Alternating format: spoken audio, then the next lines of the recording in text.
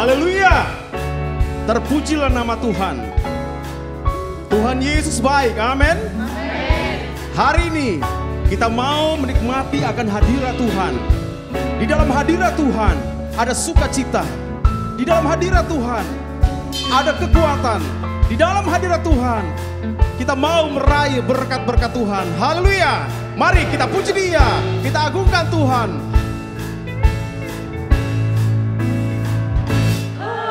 Hadirat-Mu Tuhan di sukacita besar.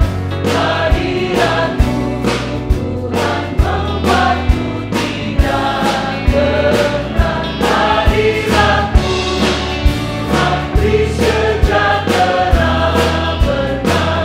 Hadirat-Mu membuat hatiku gemar. Hadirat-Mu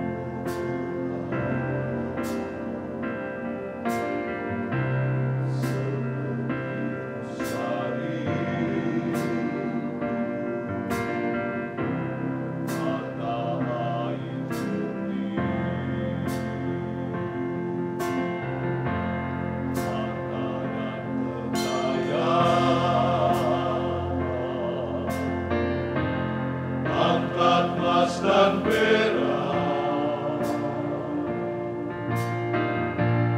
tak sebanding dengan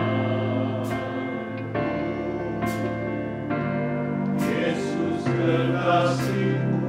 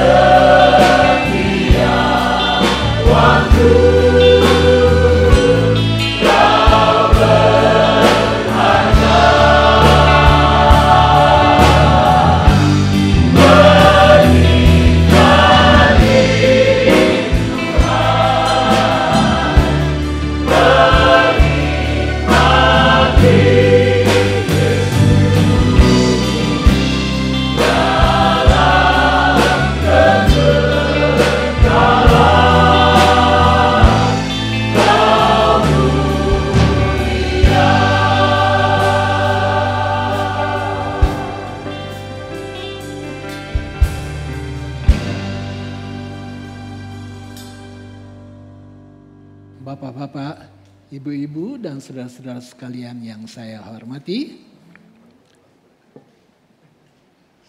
Firman yang akan diambil dari Mazmur pasal yang ke-91 ayat 9 sampai ayat yang ke-11. Dengan judul duduk di kaki Yesus tempat perteduhanku.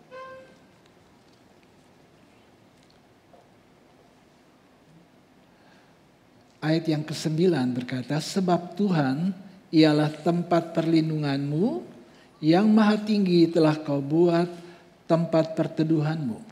malapetaka tidak akan menimpa kamu, dan tulah tidak akan mendekat kepada kemahmu. Sebab malaikat-malaikatnya akan diperintahkannya kepadamu untuk menjaga engkau di segala jalanmu. Dikatakan bahwa Tuhanlah tempat perteduhan kita. Dalam ayat yang ke-9, perteduhan itu yang dimaksudkan adalah di mana kita menjadikan Tuhan tempat kediaman kita, dwelling place. Jadi Tuhan adalah tempat kediaman kita, kita tinggal bersama dengan Tuhan.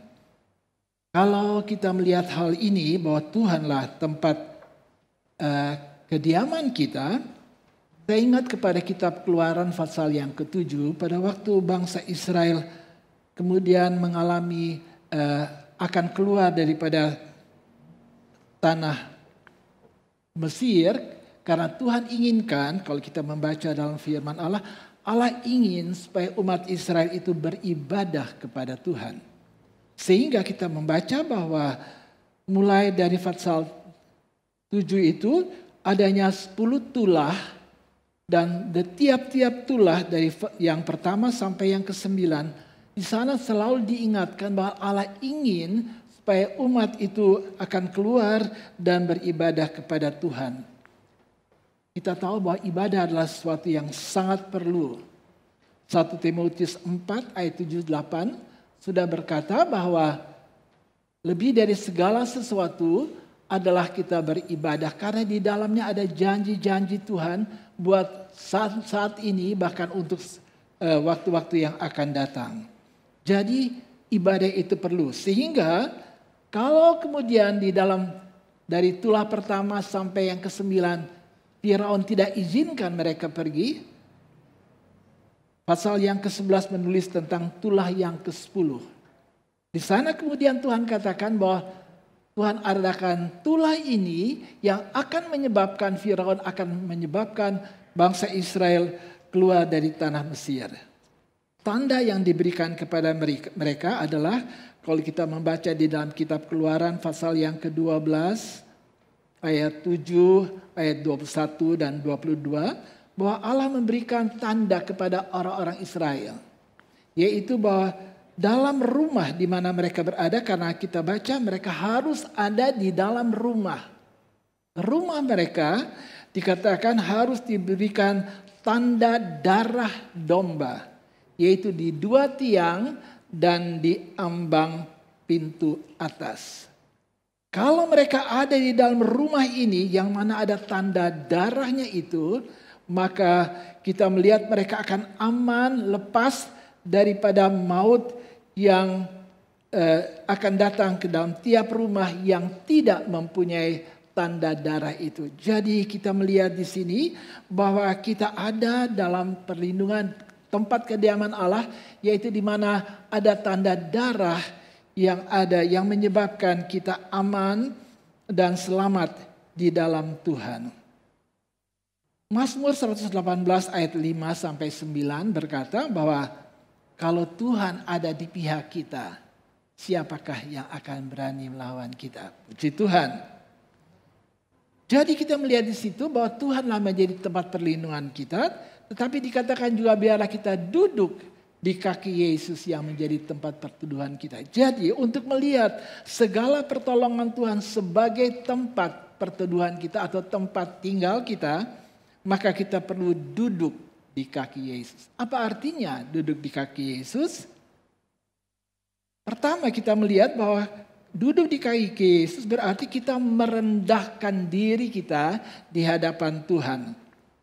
Pada waktu Ruth ada di tempatnya Boas bekerja sebagai seorang yang mengangkat sisa-sisa makanan yang ada. Lalu Naomi ibunya berkata pada satu malam supaya datang di tempat di mana Boas ada. Lalu diminta supaya dia tidur di bawah kaki Boas.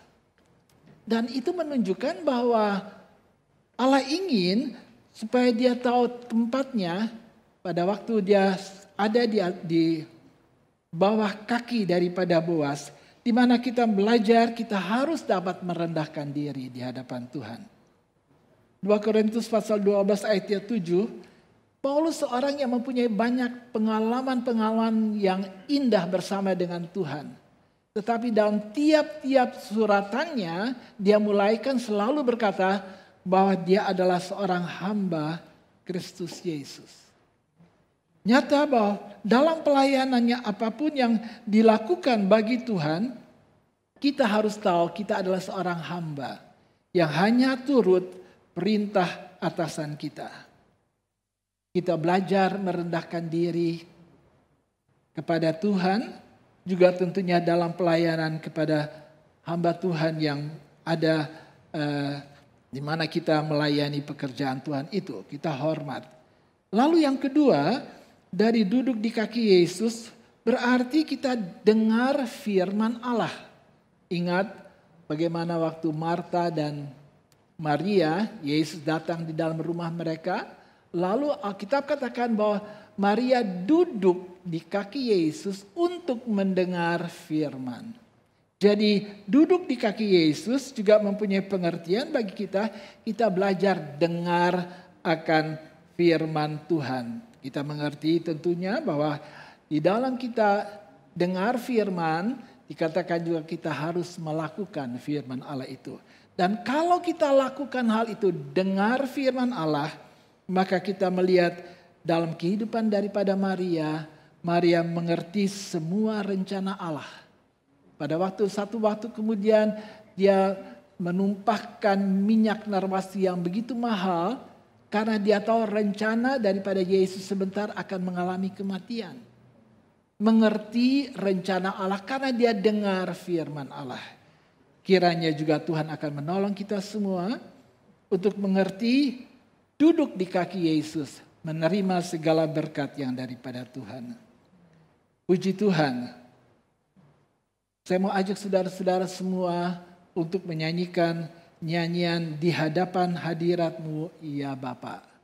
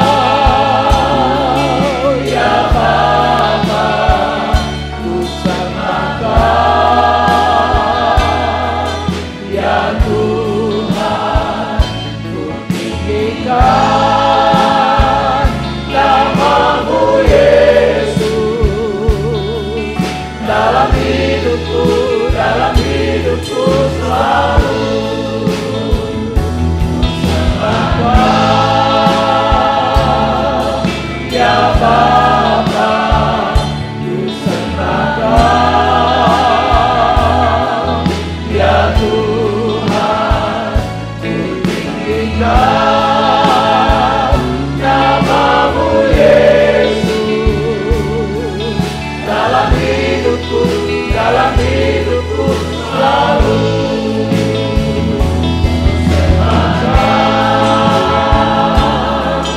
Ya Bapa, ku sembah Kau, ya Tuhan, ku tinggikan nama-Mu Yesus, dalam hidupku selalu.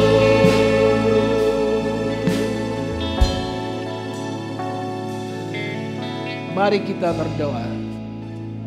Bapa kami yang ada di dalam sorga, di dalam nama Tuhan Yesus Kristus, sesungguhnya lah Engkau tempat perteduhan kami, tempat kediaman kami. Kami aman karena Engkau Tuhan, karena Engkau sudah memberikan dirimu, berikan tubuhmu Tuhan, kehidupanmu jadi korban bagi kami. Tetapi kami berterima kasih oleh pekerjaan salib.